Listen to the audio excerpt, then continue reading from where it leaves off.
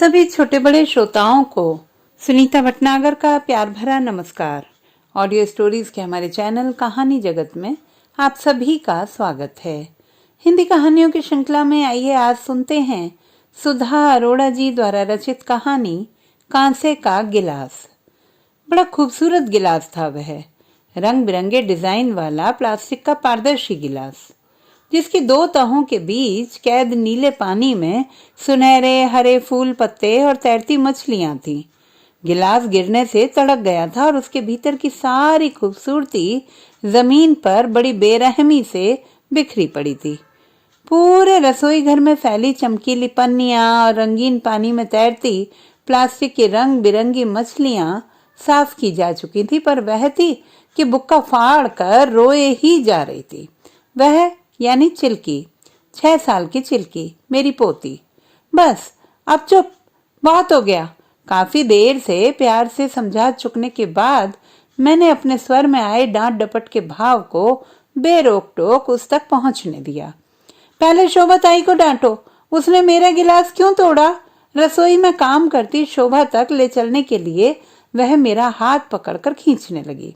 पहले तेरे पापा को ना डांटूं, जिसने इतना महंगा गिलास तुझे लाकर दिया। मैंने उसके पापा और अपने बेटे निखिल के प्रति अपनी नाराजगी जताई। उसकी रुलाई एकाएक और तेज होकर कानों को अखरने लगी। उफ, अब क्या हो गया? मेरा धीरज जवाब दे रहा था। पापा ने नहीं, वह सुबकने लगी। सुबकती रही, फिर धीरे से बोली, यह मम्मा ने लाकर दिया था। मम्मा यानी नेहा, मेरी बहू। मैं सकते में आ गई। वह जिसके नाम से हम सब अपना पल्ला बचाकर चलते थे, जैसे वह अछूत हो, इसी तरह जब तब हमारे ठहरे हुए संसार को तहस नहस करने चली आती थी। नेहा को इस घर से गए 1 साल होने को आया था, पर चिल्की उसे भूलती नहीं थी। कभी लाल हेयर क्लिप, कभी जयपुरी जूतियां, कभी टपरवेयर का टिफिन बॉक्स, कभी डोनाल्ड डक की मूठ वाली छतरी, कभी बालों पर टंगा सनग्लास। चिल्की के सामने किसी न किसी बहाने से उसकी प्यारी मम्मा आकर ठहर जाती और हमारे हुश हुश करने के बावजूद ओझल होने का नाम ही नहीं लेती थी।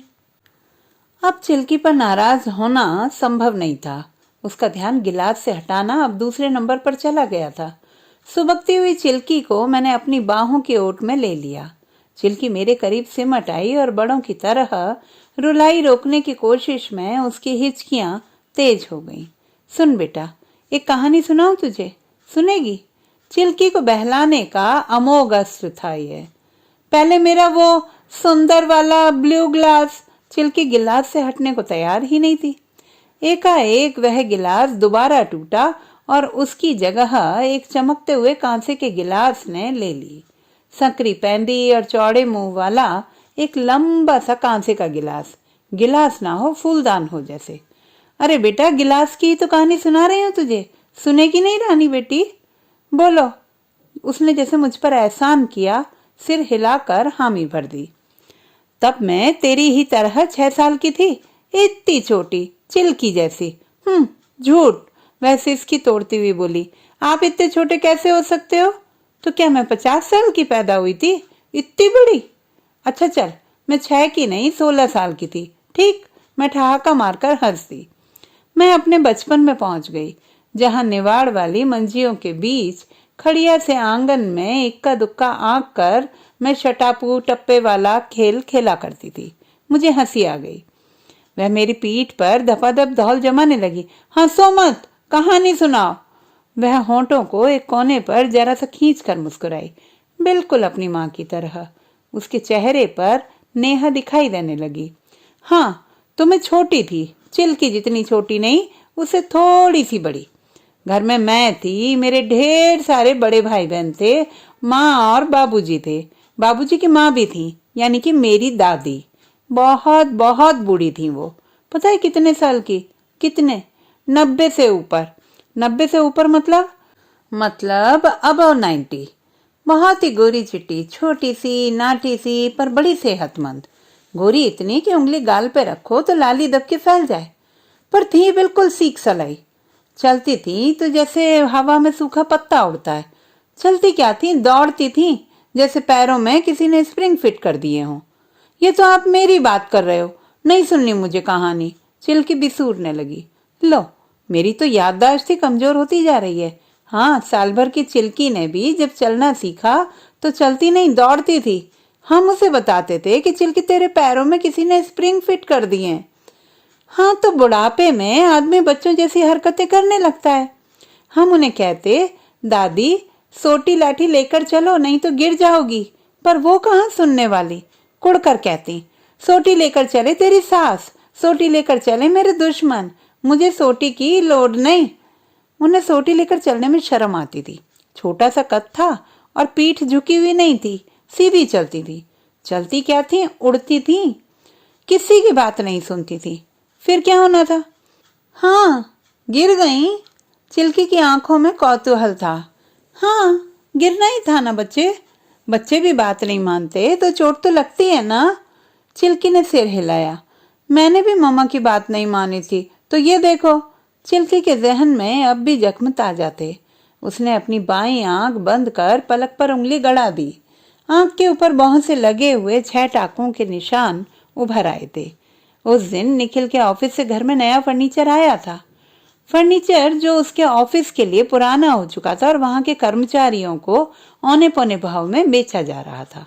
निखिल ने सोफा, दीवान और बीच की मेज खरीद ली थी। बर्मा टीक की बड़ी खूबसूरत मेज थी। चिल्की ने ज्यों ही नया सोफा देखा, लगी उस पर कूदने। नेहा चिल्लाती रही कि मेज के कोने नुकीले हैं, उन्हें गोल करवाना है, कूद मत नहीं तो लगेगा आंख पे।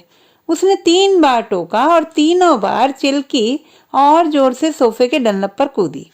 बस पैर जरा सा मुड़ा और सीधे जा गिरी मेज के कोने पर। चिल्की की बाईं आंख लहूलुहान, कमरे में खून ही खून। नेहा ने देखा और लगी चीखने। कहा था ना, सुनती तो है नहीं। उसको उठाकर दौड़े अस्पताल। सबकी जान सांसत में। चोट गहरी थी पर आंख बच गई थी। 6 टांके लगे थे उसे। वह मेज उठाकर परछत्ती पर रखवा दिया। जब तक ये बड़ी नहीं हो जाती यह मेज अब वहीं रहेगा। निखिल बड़बड़ाता रहा और नेहा उसे कोसती रही। अपने दफ्तर का ये कूड़ा कचरा उठाकर घर लाने की क्या जरूरत थी? जमीन पर गद्दे और गांव तक ये थे तो सोफे के बगैर भी घर कितना खुला खुला लगता था। अब कमरे में चलना मुहाल हो गया है। कहीं कुछ सस्ता देखा नहीं कि उठाकर घर में डाल दो। घर ना हुआ स्टोर रूम हो गया। चिल्की तो उस दिन के बाद से कुछ संभल कर चलने लगी। फिर कभी उसे टांके नहीं लगे। पर दादी तो एक बार गिरी तो फिर नहीं उठी। कूल्हे की हड्डी चटक गई थी। 1.5 महीने टांग पर वजन बंधा रहा। हड्डी की तरेड़ तो ठीक हो गई, पर जब तक हड्डी जुड़ती टांगे बिस्तर पर पड़े पड़े सूख गईं। अब टांगों ने उनका वजन उठाने से इनकार कर दिया था। फिर क्या? बड़ी मुसीबत। हमेशा उड़ती फिरती दादी बिस्तर से जा लगी। ऊपर से उनकी जिद कि अब तो वजन उतर गया है, अब बिस्तर पर उनको पॉट नहीं चाहिए। उनके लिए शहर से 2 कुर्सियां मंगवाई गईं, एक पॉट वाली, एक पहिए वाली, जिस पर बिठाकर उन्हें दिन में एक बार अमरूद और सीताफल के पेड़ के पास ले जाना पड़ता। किस अमरूद को थैली लगानी है, कौन सा सीताफल पक गया है, कौन सा अमरूद बंदर आधा खा गया है, सब की खोज खबर रखती थी वो। कौन सी चाची कितने दिनों से हालचाल पूछने नहीं आई, कौन आके बार बार उनसे उनकी उम्र पूछता है। कितने साल की थी वो? उन्हें अपनी ठीक ठीक उम्र कहाँ मालूम थी। वो तो ऐसे बताती थी, जनरल डायर ने गोलियां चलवाई थी तो उन्होंने नाड़े वाली सिलवार पहनना शुरू कर दिया था। गांधी जी का भाषण सुन के घर पहुंची तो तेरे दादाजी की नई नौकरी लगने की चिट्ठी आई थी। उनकी हर याद किसी न किसी बड़ी घटना से जुड़ी थी। कोई उनसे कहता कि झाई जी आप तो 90 टाप गए हो, तो उन्हें बड़ा बुरा लगता। कहती, नहीं अभी 3 महीने बाकी हैं, मैं 90 की हुई नहीं और मुझे सब 90 की बताते। और हो भी गई तो क्या 90 से ऊपर आदमी जीना बंद कर देता है क्या? कोई उम्र पूछ लेता तो चिढ़ जाती। एक बार तो एक रिश्तेदार से भिड़ गई। उन्होंने उम्र पूछी तो बहुत धीरे से उनसे बोली, पहले तू बता तू कितने साल का है। उसे सुनाई नहीं दिया। उसने कहा, क्या पूछा आपने? तो कहती हैं, अब तू मुझसे इतने आहिस्ते पूछ, मैं तुझसे ज्यादा अच्छा सुन लेती हूँ। मैं बिना चश्मा लगाए जपूजी साहब का पाठ कर लेती हूँ। फिर तू 70 का हुआ तो क्या, और मैं 90 की दहलीज पे पहुंची तो क्या? लोग जब खुद ऊंचा सुनने लगते हैं तो सारी दुनिया उन्हें बहरी दिखाई देती है। चिल्की ने खिलखिलाकर हंसना शुरू किया। आपकी दादी बहुत जोक मारती थी, है ना? हाँ, बड़ी जिंदा दिल थी वो। अपनी सेहत का बड़ा ख्याल रखती थी। शाम की चाय के साथ कुछ नमकीन खाती, जैसे चिवड़ा या निमकी या आगरे का दालमोट। दालमोट उनको बहुत पसंद था। तो क्या करती, हथेलियों पे जो चिकनाई लगी रह जाती ना, उसको सब की नजरें बचाकर हाथों और पैरों में रगड़ लेती। एक बार हम बच्चों ने उन्हें ऐसा करते देख लिया। छी छी छी छी, हमने कहा, दादी ये मिर्च मसाले वाला तेल रगड़ते हो, गंदा नहीं लगता? जलन नहीं होती? उन्होंने हम बच्चों को पास बिठाया और बोली, अब कौन उठ के हाथ धोए? इस तरह एक पंथ दो काज होते। वो कैसे झाई जी? हम पूछते तो कहती, देखो ये जो हमारे हाथों पैरों में रोए हैं ना, ये छोटे छोटे रोए, ये हमारे शरीर के दिए हैं, दीपक हैं। जैसे दियों को जलने के लिए तेल की जरूरत होती है ना, वैसे ही इन्हें जलाए रखना है तो इनमें तेल तो डालना पड़ेगा, तभी तो ये गर्म रहते हैं, खुश हो जाते हैं। देखो ये चहक गए ना। जब ये दिए बुझ जाते हैं तो शरीर ठंडा हो जाता है और बंदा सफर पे निकल जाता है। सफर पे यानी उनका मतलब था मर जाता है। हमने कहा, पर ये नमकीन तेल क्यों लगाते हो? नहाते समय तेल की मालिश किया करो। तो कहती थी, वो तो मैं तेरी माँ से छुपा के करती हूँ। कड़वे तेल की शीशी रख छोड़ी है मैंने गुसल खाने में। माँ मना करती हैं क्या? हम पूछते तो कहती, नहीं, मजाल उसके कि मुझे मना करे। पर तेरी माँ ने देख लिया तो सोचेगी नहीं कि बुड्ढी के पैर कब्र में लटके हैं और शरीर के मल्हार हो रहे हैं, कहकर अपनी ही बात पर खिलखिलाकर हंस पड़ती। मम्मा भी मुझे हर संडे को तेल की मालिश करके नहलाती थी। मम्मा को तो मसाज वाली आंटी आके मसाज करती थी। मम्मा तो पूरी नंगू हो जाती थी। चिल्की फिर हंसने लगी। मैंने लंबी सांस भरी। इस लड़की ने कैसी याददाश्त पाई है। नहीं तो बच्चे कहाँ इतना याद रखते हैं। 4-5 साल की उम्र होती ही क्या है। माँ की कितनी कितनी तस्वीरें इसके जहन में दर्ज हैं। एकाएक चिल्की का चेहरा बुझ गया। मम्मा अब कभी नहीं मिलने आएंगी ना दादी? चिल्की का स्वर रुआंसा सा हो गया।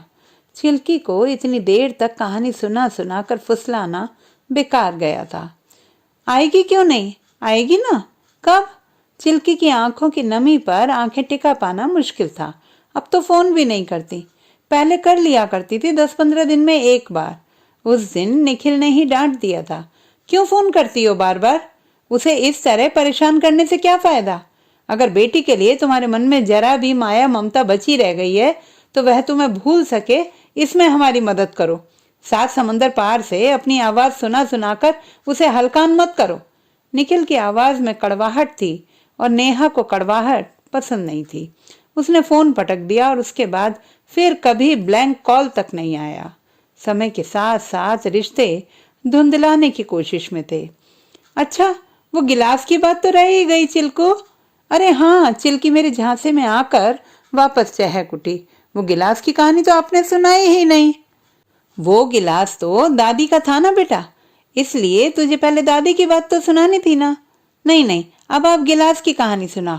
हाँ, तो दादी के पास एक गिलास था, कांसे का गिलास। कांसा क्या होता है दादी? मैंने आसपास नजर दौड़ाई। कोने में एक फूलदान था कांसे का। देख, ऐसा होता है कांसा। इसके गिलास भी बनते हैं। वो गिर जाए तो टूटता नहीं है। चिल्की की आंखों में लुभा लेने वाली मासूमियत थी। कांसा बहुत नाजुक होता है, उसे फूल भी कहते हैं। जोर से गिरे तो टूट भी जाता है। पर दादी का गिलास बड़ा मजबूत था, खास तरह की बनावट थी उसकी। गिरे तो भी टूटता नहीं था। रिश्तों को इस तरह मत तोड़ो नेहा, करियर बनाने के बहुत सारे मौके आएंगे। निखिल नहीं चाहता तो मत जाओ। साम दाम दंड भेद हर तरह से उसे समझाने की कोशिश की थी मैंने। कम से कम चिल्की के बारे में सोचो, वह माँ के बगैर रह पाएगी?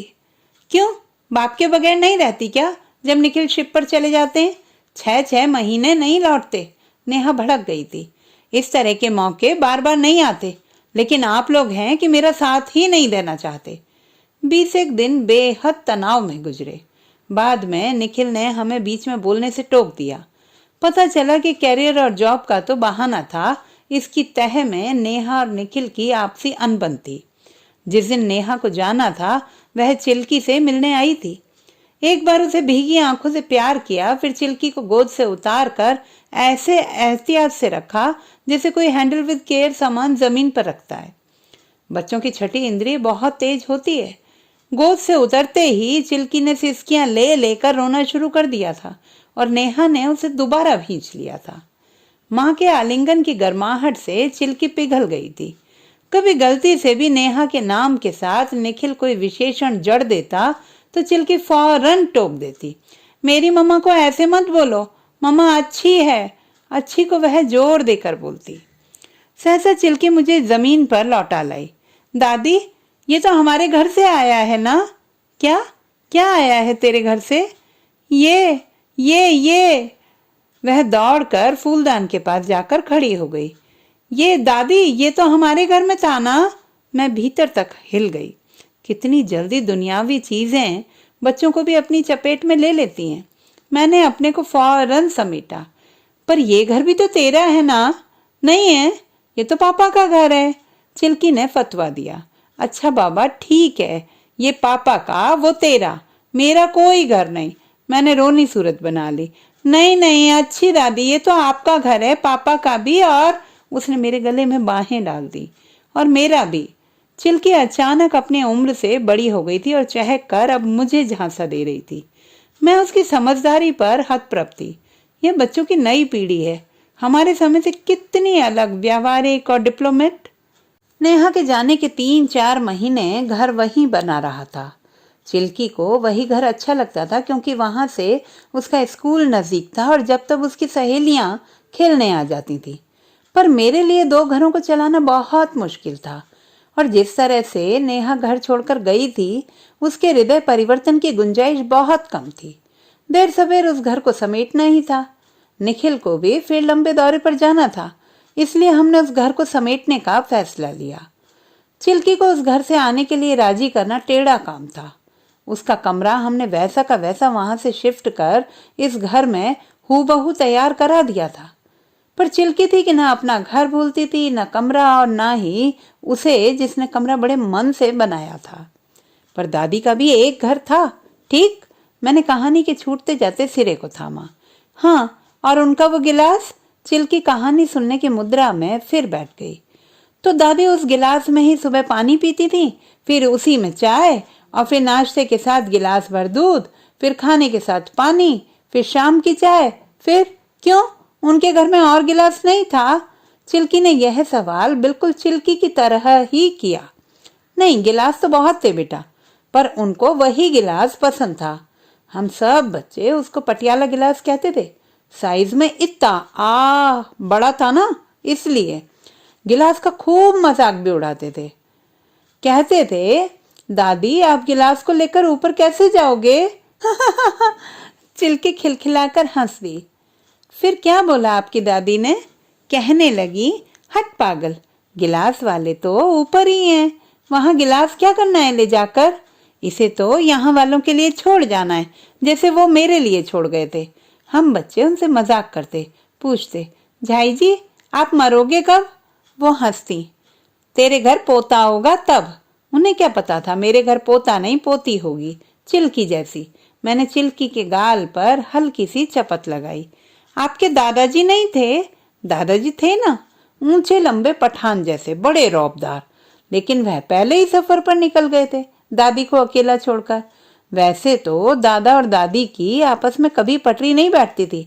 दोनों में 36 का आंकड़ा था, एक पूरब जाए तो दूसरा पश्चिम। दोनों एक दूसरे की टांग खींचते रहते थे, पर एक दूसरे के बगैर रह भी नहीं सकते थे।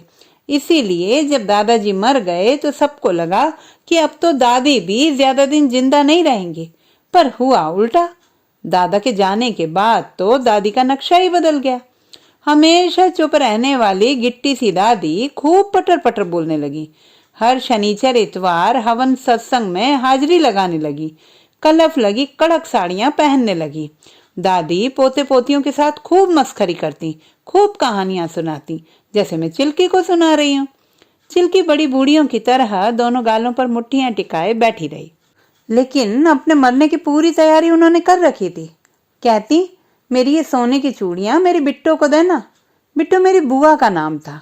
ये कान के बुंदे मेरी पोती को, ये सोने की चेन दूसरी पोती को, ये करधन ये भी बिट्टो को, और ये मेरी आखिरी निशानी, ये गिलास, ये भी बिट्टो को। माँ और बाबूजी हंसते, सब कुछ तो आपने बहन जी को दे दिया, हमारे लिए तो कुछ भी नहीं रखा। तो कहती, अच्छा जो चीज उसे पसंद ना आए वो तू रख लेना। आपकी बुआ को बहुत प्यार करती थी वो, सब माएँ करती हैं। मेरी जुबान पर आया पर मैंने बात पलट दी। हाँ, बुआ तो उनकी लाडली थी ही। अच्छा, तो वो हम बच्चों को पास बिठाकर कहती, तुम लोग भगवान जी को बोलो कि अब हमारा दादी से जी भर गया है, अब उसे अपने पास बुला लो। वो अपना बोरिया बिस्तरा बांध के बैठी हैं, तुम्हारा रास्ता देख रही हैं। पर दादी आप मरना क्यों चाहते हो? हम बच्चे उनसे पूछते। वो कहती, मेरी दादी कहा करती थी। माय गॉड, उनकी एक और दादी थी। एक और मतलब? दादी की दादी नहीं हो सकती। जा, मैं नहीं सुनाती कहानी। अच्छा सॉरी, क्या कहती थी उनकी दादी? उनकी दादी कहा करती थी, टुरदा फिरदा लोया, बे गया तो गोया, लम्मा पया तो मोया। इसका क्या मतलब होता है दादी? हाँ, फिर वो मतलब समझाती। चलता फिरता आदमी लोहे जैसा मजबूत होता है, जो बैठ गया तो गोबर गणेश, और लेट गया तो मरे बराबर। कहती, मैं तो अब लेट गई, अब उठने की उम्मीद भी नहीं, तो मरे बराबर होने से मरना बेहतर है ना। उनको और कोई तकलीफ तो थी नहीं, बस टांगे सूख गई तो चलने फिरने से रह गई। बाकी उनका हाजमा एकदम दुरुस्त, बदन पे झुर्रियां नहीं, याददाश्त ऐसी कि 50 साल पहले किसके घर क्या खाया था वो उनको याद, और खाना बिल्कुल टाइम से खाना, बिना घड़ी देखे बोलती थी, अब चाय का टाइम हो गया, अब खाना लगा दो। आंगन में धूप की ढलती परछाई से समय का अंदाजा लगा लेती थी। उनकी निवाड़ की मंजी जरा ढीली होने लगती तो कहती, कस दो। कोई आता, झट उकड़ू होकर कोहनी के बल आधी उड़ जाती। उन्हें मना करते, झाई जी आप बैठे रहो, क्यों खटाक से उठ जाते हो? कहती, लेटे लेटे मेरी पीठ को बड़ी गर्मी लगती है, मेरी पीठ हवा मांगती है। पीठ की कोई जुबान होती है, फिर पीठ मांगती कैसे है? चिल्की हंसने लगी, फिर बोली, पर दादी आप गिलास को क्यों भूल जाते हो बार बार? ओफ चिल्की, चिल्की गिलास की कहानी के बगैर मुझे छोड़ने वाली नहीं थी। मैं उसे बार बार भुलावे में डालने की कोशिश करती थी, पर वह मेरी उंगली पकड़कर मुझे फिर गिलास तक ले आती थी। हाँ, तो वे उसी गिलास में सुबह से रात तक की हर पीने वाली चीज पीती थी। पानी, चाय, दूध, लस्सी, शरबत, अटरम शटरम, सब कुछ उसी कांसे के गिलास में। फिर एक बार क्या हुआ कि गिलास गुम हो गया। सुबह उठे तो गिलास मिला ही नहीं। मेरी माँ ने उनको स्टील के गिलास में चाय दे दी। वो अपने नियम से उठी, माँ ने चिलमची में कुल्ला उल्ला करवाया, जाप वाप करके वो चाय पीने बैठी, हाथ में गिलास लिया, देखा तो दूसरा गिलास। बोली, मैं नहीं पीती ये लश्कारे वाले गिलास में, मुझे तो मेरा वाला गिलास दो। जैसे चिल्की का मेरा वाला गिलास। दादी कोई बच्चा थी, चिल्की को मजा आ रहा था। हाँ, बूढ़े बच्चे तो एक जैसे ही होते हैं। अब उन्होंने जैसे जिद ठान ली, चाय पीनी है तो उसी गिलास में। चाय पड़ी पड़ी ठंडी हो गई। पूरा घर छान मारा, कहीं गिलास का आता पता नहीं था। ऐसे अलादीन के जिन की तरह गायब हो गया था। तो बोलना था। चिल्की ने हाथ लंबा घुमाकर अभिनय के साथ कहा, खुल जा सिम सिम। पर दादी वो गिलास टूटता तो नहीं था ना? टूटता तो नहीं था, पर गुम तो हो जाता था ना बच्चे। तो हम सब बच्चे लग गए उस गिलास को ढूंढने में। ऊपर नीचे सारा घर खंगाल मारा, चारपाइयों के नीचे, आंगन में, छत की मुंडेर पर, कुएं की जगत पर, अमरूद सीताफल के पेड़ के पास, पर गिलास तो ऐसा गायब हुआ कि बस। अब उनको खाना दिया। मेरी माँ ने मिन्नतें की कि झाई जी आप खाना शुरू तो करो, पानी पीने तक गिलास मिल जाएगा, खाना तो गिलास में नहीं खाते ना। पर उनकी तो एक ही रट, मेरा गिलास मेरा गिलास। बाबूजी ने उनको कस कर डांट लगाई कि क्या तमाशा है, एक गिलास के लिए सारा घर आसमान पे उठा रखा है, गिलास ना हुआ कोई कारू का खजाना हो गया। अब तो वो लगी रोने। पहली बार हमने उन्हें रोते हुए देखा था। बोली, तुम लोगों के लिए वो एक पतरे का गिलास है, मेरे लिए तो वो मेरा लाहौर है, मेरा वेड़ा है, मेरा मायका है। मैं बोलते बोलते अटकी, मेरा सब कुछ है। वो गिलास मिला फिर? चिल्की ने आंखें गोल करके पूछा। नहीं, खाना भी वैसे ही ढका पड़ा रहा, उन्होंने हाथ नहीं लगाया। शाम तक गिलास मिला नहीं, तो शाम की चाय भी नहीं पी। बेहोश सी होने को आई, आंखें बंद होने लगी, हम अंदर बाहर ढूंढते रहे। घर के सारे बच्चे बड़े गिलास ढूंढने में लगे थे। आखिर गिलास मिला। पानी रखने की पीतल की कुंडी के तले में पड़ा था। किसी बच्चे के हाथ से गिर गया होगा। किसी को ख्याल ही नहीं आया कि वहां भी हो सकता है। जैसे ही गिलास मुझे मिला, मैं चिल्लाई, झाई जी आपका गिलास। वो एकदम कोहनी के बल उठ गई। फिर उनकी आंखों में ऐसी चमक आई कि पूछो मत। बोली, जल्दी खाना लगाओ, बड़ी भूख लगी है। उनको खाना दिया तो उन्होंने बड़े तृप्त होकर खाया। रात को एक ही रोटी खाती थी, पर उस दिन 3 रोटियां खाई। चटकारे ले लेकर सब्जियां खाई। होंठों से गिलास चूम कर उसमें मटके का ठंडा ठंडा पानी पिया। हम सब खुश। दादी का गिलास जो मिल गया था। बस कहानी खत्म। चिल्की ने पूछा, फिर क्या हुआ?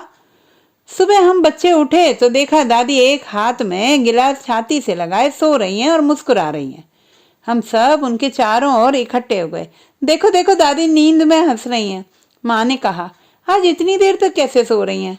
सबने कहा, रात को खाना पेट भरकर खाया है ना, इसलिए मजे की नींद ले रही हैं। तड़के मुंह अंधेरे सबसे पहले उठने वाली दादी अभी तक सो रही थी। बाबूजी ने आकर उन्हें हिलाया तो कांसे का गिलास नीचे गिर गया। दादी मर गई थी। हाँ?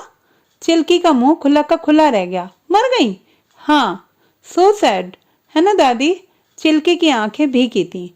उनको गिलास नहीं देते तो नहीं मरती ना? शायद, मैंने अपनी दादी की वह मुस्कान याद करते हुए कहा। पर मैं कहना चाहती थी, मरती तो वो तब भी, पर उनके चेहरे पर तब वह मुस्कुराहट नहीं होती। वो गिलास अब कहाँ है दादी? दादी ने कहा था मेरी बिट्टो को दे देना, सो मेरी माँ ने दे दिया था वो गिलास बुआ को। तो उनके पास है, होना तो चाहिए। मुझे दिखाओगे दादी? अच्छा, मिल गया तो तुझे दिखाऊंगी। वो गिलास कहाँ मिलने वाला था अब? चिल्की को पूरी कहानी सुनाते हुए एक बात मैंने छिपा ली थी कि दरअसल वह कांसे का एंटीक गिलास दादाजी का नहीं था, दादी की माँ का था। अपनी माँ के मरने के बाद यही एक चीज उन्हें विरासत में मिली थी। उसमें उन्हें अपनी माँ, अपना मायका, अपना लाहौर दिखता था। चिल्की को तो मैंने बहला दिया था, पर मुझे पता था कि बुआ अपनी बेटियों के पास अमेरिका गई तो पुराने बर्तन भांडे यहीं छोड़ गईं। पुराने पीतल के बर्तनों के साथ वह कांसे का गिलास भी कोई कबाड़ी आकर ले गया होगा। क्या पता? चिल्की ने ठीक कहा था, कांसे का गिलास टूटता नहीं था, पर वो गिलास खो गया था, इसमें शक नहीं। तो दोस्तों, ये थी हमारी आज की कहानी। आपको कैसी लगी कमेंट बॉक्स में लिखना ना भूलें। चैनल को सब्सक्राइब करें, लाइक करें और मित्रों के साथ शेयर करें।